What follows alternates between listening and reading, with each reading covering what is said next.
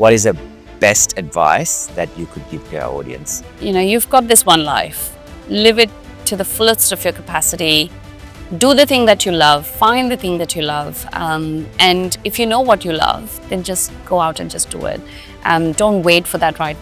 For those entrepreneurs out there who might want to know more about how you did the networking, can you give us some tips and what you did? However, when we started the business, I think there was definitely this barrier to people's opinion of what I might bring to the table. I'm never shy of asking questions, not personal questions, but just questions that show them that I'm interested in them as human beings, as individuals. A lot of my networks have actually built through, not through structured events or through platforms that have been open. Your tips on getting out of the comfort. It's a bit like a little bird and a nest. Unless the bird flies out of the nest, you don't really know or experience the world and the beauty of everything that it has to offer. So when I'm uncomfortable in a situation, or if something feels new, or something is untried and untested for me personally, I give it my best shot, and I don't try and think of consequences. I first think of, am I enjoying the process? Am I enjoying taking this challenge? Just start slow, just start something. And hopefully that'll just build into something bigger and something that you really want eventually. But just start somewhere. I think that would be the biggest advice I can give you. Hello, welcome to another episode of Talk with Jay. As you know, our program encourages entrepreneurship. It encourages people to take the risk, think outside the box, and come and do something to the world, do something useful, rather than being stuck on your 9 to 5 constantly for the rest of your life. Today, I've got a character like that in front of me who's very proud of her business, who's very proud of what she's doing. In my view, it's very unique work that this person is doing. Shri Naya, very welcome to Talk with Jay. And I would say it's a very interesting concept that you're running. You are running meditation to not just the corporate world out there, but a few other institutions, employees, managers, to keep those stress levels down. Rather than me telling you about it, can you start by giving us a bit of a description about it?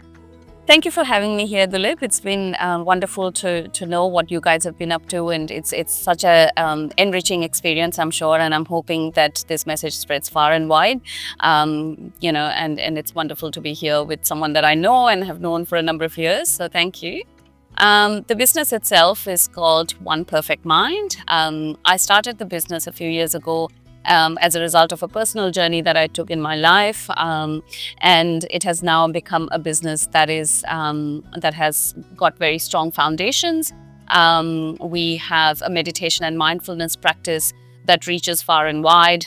It's an institutional business. So we work with a lot of institutions such as, schools and childcares, all the way through to corporate offices. So looking at really spreading the message out in different spaces. We've also worked with hospitals and medical clinics and bodies in trying to work with their patients and their staff members to try and enrich those experiences for them as well. Interestingly, the journey has taken us in a variety of places, and it's really kind of coming to a point where we're now having to think about what's next. So that's this program will hopefully give us that opportunity, but we're also hoping that through hard work and through the dedication and the passion that I have for the cause of mindfulness and meditation, that we can do wonders. So we're hoping to spread it across many more industries, many more spaces. You said practical ways of this.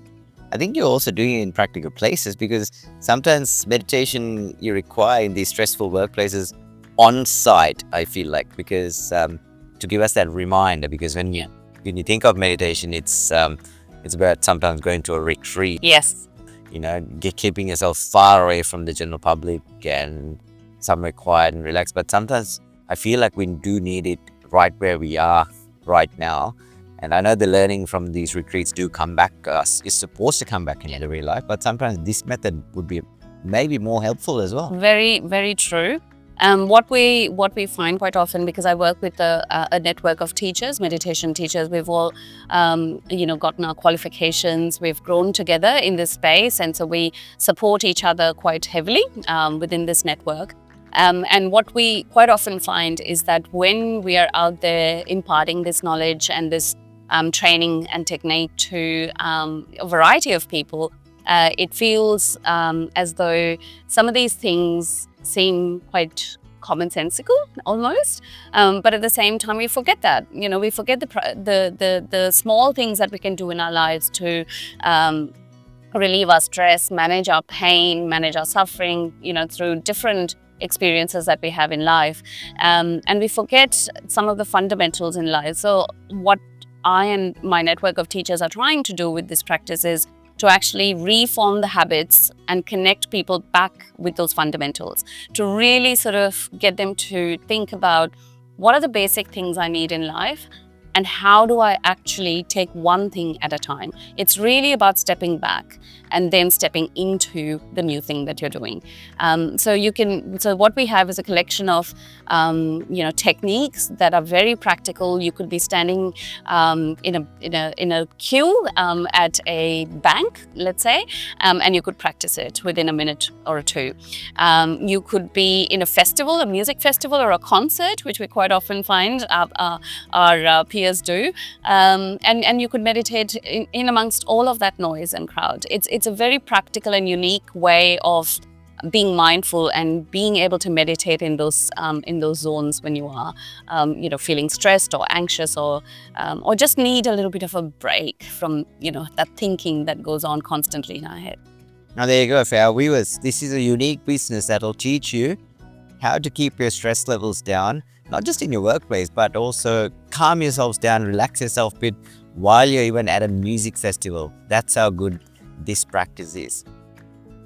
Sri, thanks for that comprehensive intro that you gave us, but I couldn't help myself but hearing that it was a personal journey that led to all of this.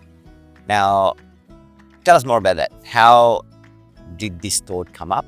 It is not something that an average entrepreneur would think every day to do. But then, even if someone did think of this idea, how to implement this would be, multiple questions that they'll have on it. But before we go into all that, how did you come up with this? What made you do this? And, how did this become such a regular profession for you?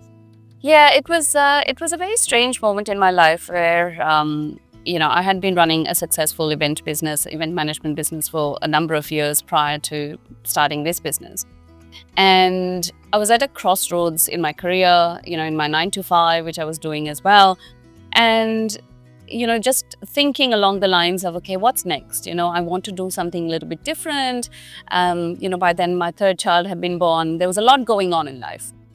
And certainly a lot going on in my headspace in terms of future planning. And around about that time, I also came across, a few different, experiences, which kind of led me to become a vegetarian at that point in time. And so I completely gave up meat. I was going on this path of purification and really sort of trying to reset my life in some ways. And so at that point in time, I thought to myself that I need to do something that's genuine for me, that's authentic, that inspires me every single day. When I get up in the morning, I want to be able to feel excited about the day ahead. And I had a friend at that time, a very close friend of mine, who was practicing meditation. And she really inspired me to go and, attend a couple of classes with her and to really just test it out.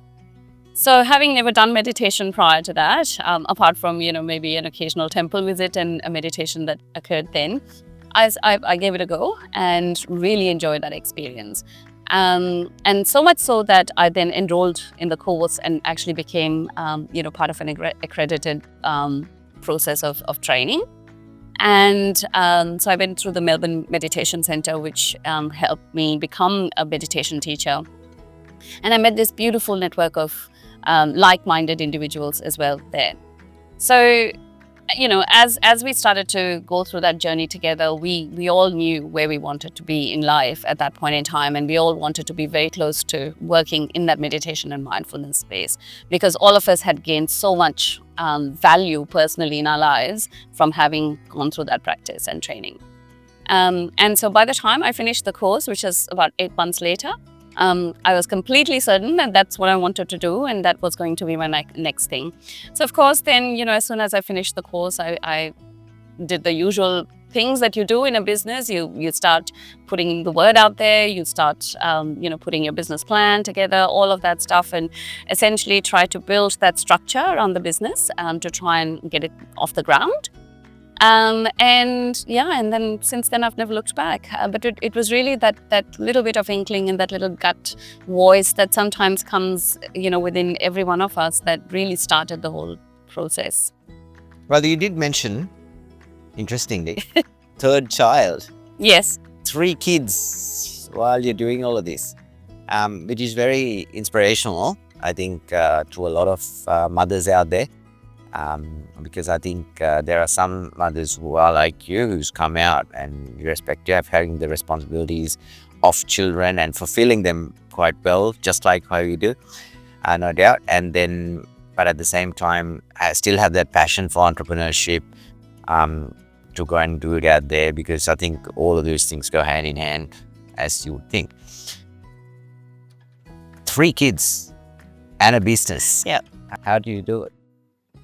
Yeah, I have to pinch myself every morning to really try and sort of, reel from the fact that this is all real, because sometimes it does feel quite unreal. And there are moments where I really feel challenged. Every decision feels heavy, and there are some real, I guess, crazy moments where you kind of think, oh, am I doing the right thing? Should I be spending more time with my children? Am I spending way too much time on building the business, etc.? I think as a mom, to me, I was always very clear on one thing, is that I have to be the role model for the individual or the people that I want them to grow up into being. And so as part of that whole journey with meditation and starting this practice, for me, it was really critical that the kids see that I'm doing something that I love doing, and that I'm really devoting my time and attention to something that is worth building.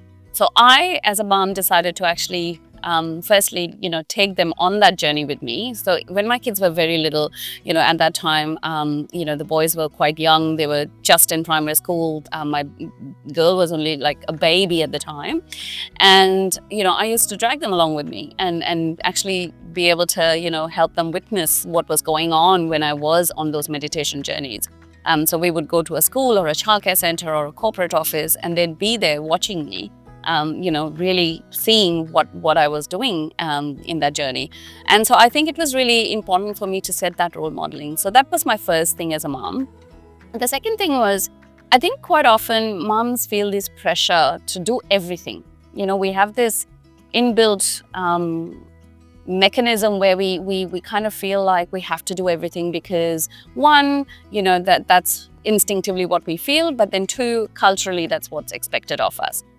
My advice to every mom is that, firstly, you've got to look after yourself. Self-love is so critical. We undermine it, we undervalue it in our society, and it is so critical that you look after your interests first. And the reason I say that is not because of a selfish reason. It is mainly because I feel that when you're happier and you're doing something that you truly love and believe in, you're able to give back more to your family, to the society on the whole. And so I think for every woman, particularly for moms, it's really critical to do something that they believe in, that's theirs, their little piece of the world. So find that something, as a mom, I think that's a big advice that I can give you. And I guess the other thing for me is always take one day at a time, because we've got so much going on every single day as moms. There's the school activities, there's the work stuff, there's the husband stuff, there's the friends stuff, there's all kinds of social dramas that occur every single day in our lives. And so it's really pacing your day and making sure that we take one thing at a time, one day at a time, and really just break it down as much as you possibly can. I think that's helped me. every single moment and every single day of my life. And I think specifically when I became a mom, that's been sort of the guiding light for me in that principle. Thank you, Sri. Considering the journey you've come so far, it's easy to think some of the challenges you've had as well. You obviously touched on being a mother, but secondly, being an immigrant, an Indian immigrant into Australia. You're trying to teach meditation in Australia. We are in a stereotypical society, and naturally, when they see you, you're trying to teach meditation in some of these workplaces, they think, okay, here she's coming with the religious meditation here. How did you switch that around? How did you show to people that it is not typical religious meditation? It is something that is applicable to the workplace out there? Yeah, absolutely. I think that's a great point, because as an Indian, I don't think myself, that I'm always thinking about religion, or that I have to always put my culture out there, because we are in a multicultural society, and as far as stereotypes go, I think there's enough of it. So I make a very conscious effort to not try and get into the mix of things as much as possible. But at the same time, as it happens, I am very proud of my Indian heritage, and I do wear it like, a badge of honor in a lot of places. However, when we started the business, I think there was definitely this barrier to people's opinion of what I might bring to the table when I walk into the room.